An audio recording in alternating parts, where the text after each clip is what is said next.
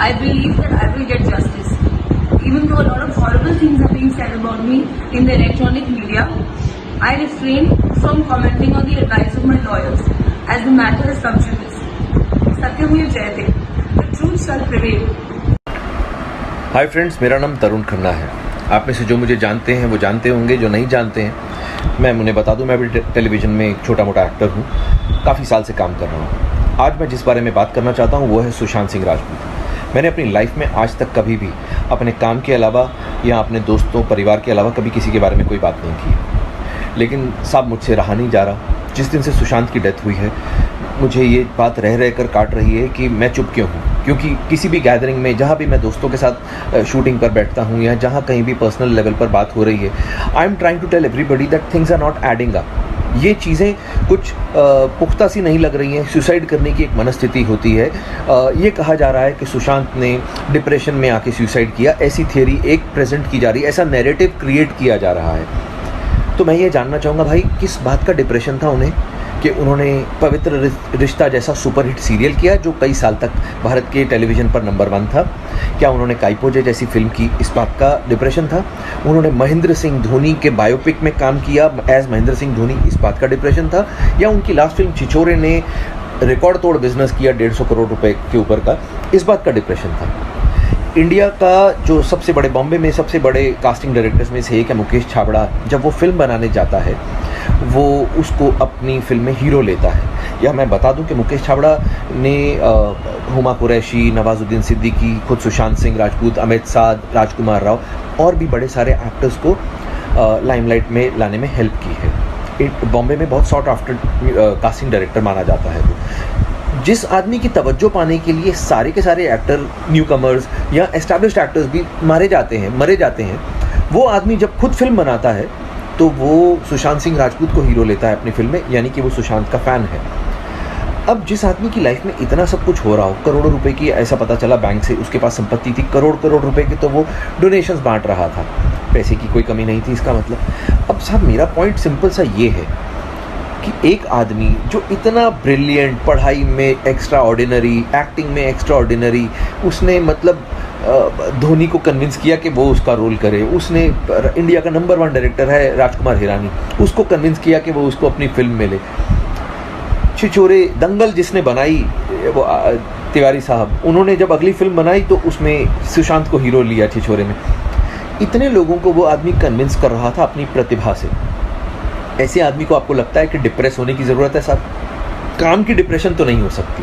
5-6 फिल्में हाथ से निकल गई तो क्या हुआ? वो लड़का साहब जो टेलीविज़न में काम करते हैं, मेरे जैसे 15-15 साल से, उनसे पूछिए, यहाँ पर नाको चने चबाने पड़ते हैं तब जाके रोटी खाने को मिलती है। इतना हमसे काम करवाया जाता है और थोड़े से पैसे मिलते हैं। लेकिन सुशांत सिंह राजपूत हम लोगों के लिए एक आशा की किरण था। वो आदमी था जिसको we all used to look up to. हमें लगता था यार ये भाई ने वो काम कर दिया है जो हम सब करना चाहते थे। हम लोगों के लिए तो हीरो था वो। अब हमारे हीरो को मार दिया गया है या मर गया है, हमें जानने का तो हक है ना साहब। इतना भी नहीं हम कर सकते? आप मुझे बताइए, मैं एक छोटा सा एक्टर हूँ टेलीविज़न का, तरुण खन्ना जिसका नाम है। मैं बार बार ये बात बोल रहा हूँ कि सुशांत की हत्या हुई है, उसने खुदकुशी नहीं की है। अगर उसने खुदकुशी की है तो things are not adding up. अब ये बात मैं तो जानता नहीं, सुशांत को बहुत अच्छे से मैं जानता नहीं था। मैं तो उसको सिर्फ जिम में कभी कुछ 1-2 बार 3-4 बार मिला था, हेलो हाय टाइप थी हमारी।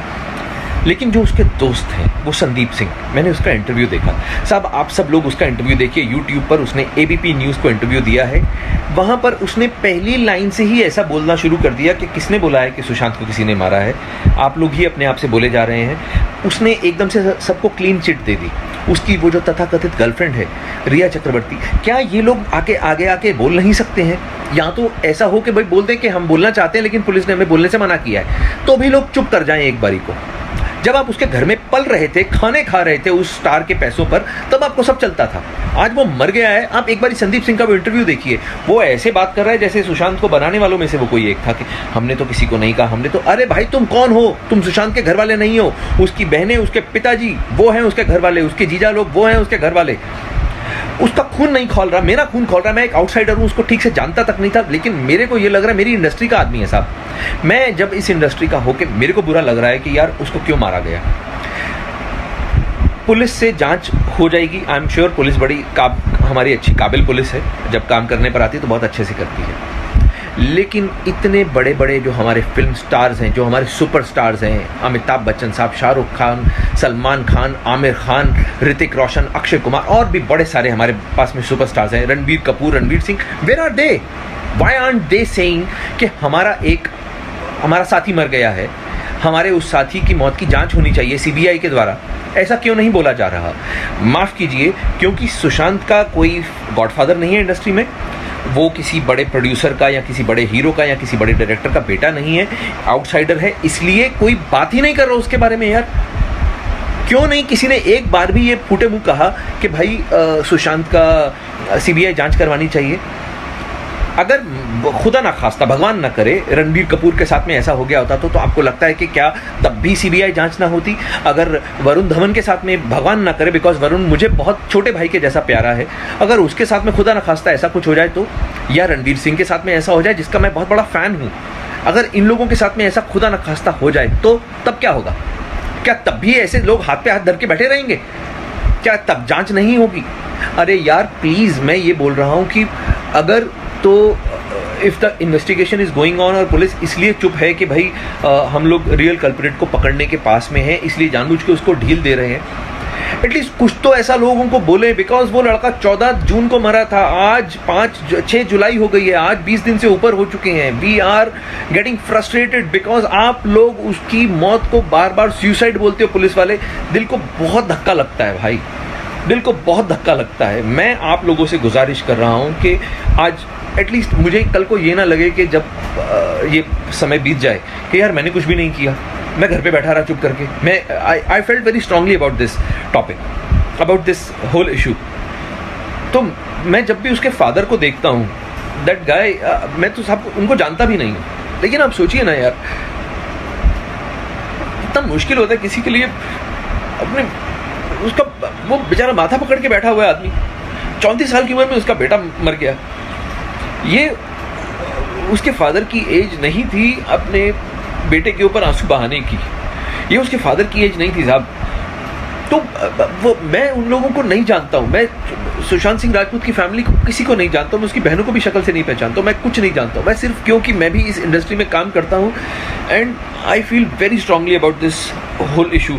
मुझे लगता है कि साहब किसी को तो आवाज़ उठानी चाहिए। सिर्फ एक शेखर कपूर बोलता है और एक शेखर सुमन साहब बोलते हैं, ये 2 जेंटलमैन हैं हमारी इंडस्ट्री के जो खुल के बात तो कर रहे हैं कम से कम, बाकी सब लोगों को तो सांप सूंघ गया है।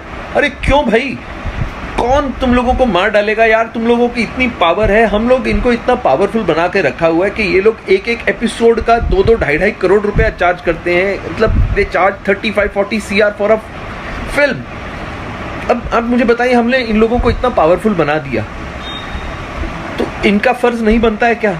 अगर रजनीकांत सर बोले, बिकॉज रजनीकांत सर की बहुत पावर है, अगर तमिलनाडु में ऐसा कुछ हुआ तो रजनीकांत सर ज़रूर कूदते बीच में। तो आई रिक्वेस्ट अमिताभ बच्चन जी को, अक्षय कुमार को, वो बहुत अच्छे लोग हैं, मैंने सुना है बड़ा परोपकार करते हैं, दान धर्म करते हैं, ये लोग तो कुछ तो बोलें।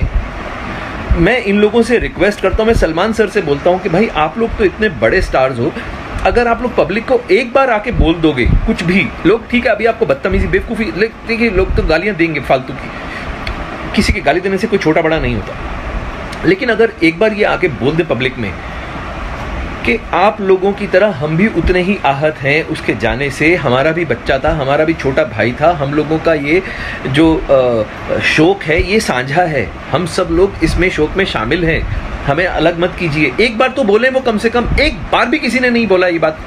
तो मैं आप लोगों के सामने ये बोलता हूँ कि सीबीआई की जांच होनी चाहिए। अगर आप लोग इस चीज़ को सही मानते हैं तो आप लोग, मैं ये नहीं कहूँगा कि इसको लाइक कीजिए या इसको सब्सक्राइब कीजिए, I don't care about all these things, I don't care. आप मत देखिए कुछ, एटलीस्ट टॉक अबाउट दिस, इस चीज़ को ज़िंदा रखिए। ये मेरा अपनी तरफ से एफर्ट था, आगे भगवान मालिक है। Sushant, we love you brother, आप जहाँ भी हों आप ये जान लीजिए कि आज की डेट में आप इंडिया में आज तक के इतिहास के सबसे पॉपुलर एक्टर्स में से एक हैं एंड भगवान आपके परिवार को शक्ति दे आपके इस बिछड़ने की जो घटना हुई है उससे जूझने के लिए। सुशांत सिंह राजपूत की हत्या के बाद कई चीजें बाहर निकल के आई हैं। कुछ मैंने इंटरव्यूज पढ़े हैं, कुछ डायरेक्टली भी बात की है। तो उनके पिताजी का कहना है कि वो फिल्म इंडस्ट्री में हो रही टेंशन के करके बहुत ज्यादा परेशान थे। अभिषेक कपूर जिन्होंने उन्हें लॉन्च किया, उनके साथ हाल ही में एक फिल्म की है केदारनाथ, उनका कहना है कि it was a systematic dismantling of a fragile mind. Ankita जो उनकी लॉन्ग टर्म पार्टनर रह चुकी है, उनका कहना है कि वो सामाजिक रूप से की गई अपमान और बेइज्जती नहीं सहन कर पाया। तो अब मैं आपको बताऊंगी कि मूवी माफिया ने ना कि सिर्फ उनको बैन किया था, सिस्टमैटिक डिसमेंटलिंग, कैसे कतरा कतरा करके उनका दिमाग तोड़ा गया है, उनको मारा गया है। तो ब्लाइंड आइटम आप इसलिए लिखते हैं क्योंकि आप जब झूठ लिखना होता है, आपको के अगेंस्ट कोई लीगल एक्शन नहीं लिया सकता क्योंकि आपका तो नाम ही नहीं लिखा, मगर उसकी जो डिस्क्रिप्शन होती है, जैसे मेरे बारे में लिखा जाएगा कि जिस लड़की के घुंघराले बाल हैं, जिसको नेशनल अवार्ड मिला हुआ है, साइकोटिक है, इस तरह से जो कि मनाली से, डिस्क्रिप्शन पूरी दी जाएगी मगर नाम नहीं लिखा जाएगा।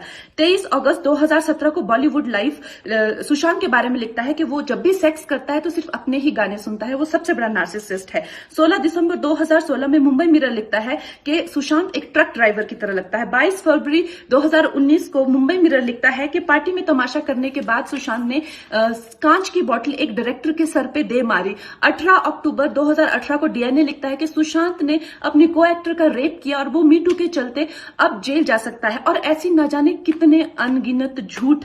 और ये जो बुद्धिजीवी जर्नलिस्ट हैं, ये जो चील कौए गिद्ध हैं जो मूवी माफिया के पाले हुए हैं, ये इसको मेंटल इमोशनल साइकोलॉजिकल लिंचिंग को जर्नलिज्म कहते हैं। मेरे बारे में आज तक जो भी कहा गया मैंने कुछ नहीं कहा, लेकिन जब एक स्वतंत्रता सेनानी के खिलाफ गंदगी लिखी गई, मैंने उस जर्नलिस्ट को कॉन्फ्रंट किया। आपको पता है उसी रात 4 सीनियर जर्नलिस्ट ने मेरे खिलाफ एक गिल्ड बनाई, ऐलान किया गया कि इसकी फिल्म को बैन किया जाए, फ्लॉप किया जाए।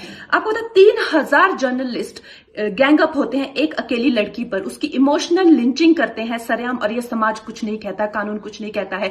मैंने उन पे केस करने की कोशिश की मगर 1 महीने बाद वो गायब हो गए, मेरी फिल्म रिलीज हुई, गायब हो गए।